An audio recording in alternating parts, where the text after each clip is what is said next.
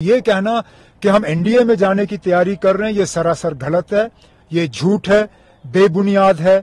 इसके मतलब मैं जानता हूं ये क्यों किया जा रहा है। यहाँ पे कुछ लोगों की आदत है, जब वो नेशनल कॉन्फ्रेंस को मजबूत देखते हैं तो हमें कमजोर करने की कोशिश जो है उसकी साजिशें रचाई जाती हैं, बातों को जो है तोड़ मरोड़ के पेश किया जाता है। तो जैसे मैंने कहा, सबसे पहले ये कि एनडीए के साथ हमारा कोई वास्ता नहीं है, ना आगे जाके हम एनडीए के दरवाजे को खटखटाने के लिए तैयार हैं। ना एनडीए के लिए दरवाजा खुला है, ना खिड़की खुली है, ना कोई जरा सी भी हमारे तरफ से कोई गुंजाइश है।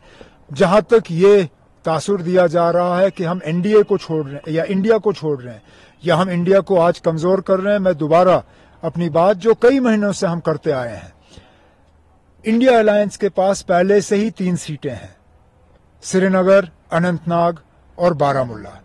3 सीटें जम्मू कश्मीर और लद्दाख की वो बीजेपी के पास हैं। हमारा मकसद आज बीजेपी को रोकना है और इस मकसद के लिए कांग्रेस के साथ सीट शेयरिंग की जो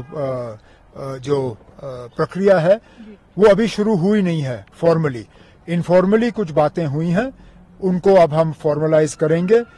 आगे आने वाले दिनों में हमारे तंजीम के जो साहिब सदर हैं वो अपने कुछ साथियों को बुलाएंगे। हम पहले अंदरूनी तौर इस पे मशवरा करेंगे और उसके बाद कांग्रेस से बात करेंगे।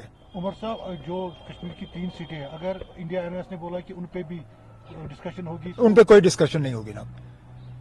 देखिए, अगर इंडिया अलायंस का मकसद आपस एक दूसरे को कमजोर करना है तो ठीक है ना, अब हम इन सीटों पे बात कर सकते हैं। लेकिन अगर इंडिया अलायंस का मकसद बीजेपी को कमजोर करना है तो नेशनल कॉन्फ्रेंस को कमजोर करके आपको क्या मिलेगा? ये तो पहले ही 3 सीटें इंडिया अलायंस के पास हैं। अगर इनमें से कोई सीट बीजेपी के पास होती या बीजेपी के जो सहयोगी पार्टियां हैं उनके पास होती, हम जरूर उन पे बात करते। लेकिन ये 3 सीटें पहले ही आपके पास इंडिया अलायंस के पास हैं। अब आप मुझे बताइए, इंडिया अलायंस में जाने का मकसद क्या था? बीजेपी को रोकना या अपने आप को मजबूत करना? अगर बीजेपी को रोकना मकसद है, फिर आप हमसे सीट क्यों मांग रहे हो?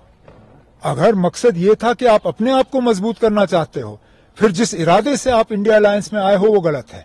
हमारा इरादा सबसे पहले दिन से यही था कि हम जम्मू कश्मीर और लद्दाख की जो 6 सीटें हैं इनमें हम बीजेपी को हराना चाहते हैं। उसके लिए हम किसी से भी बात करने के लिए तैयार हैं।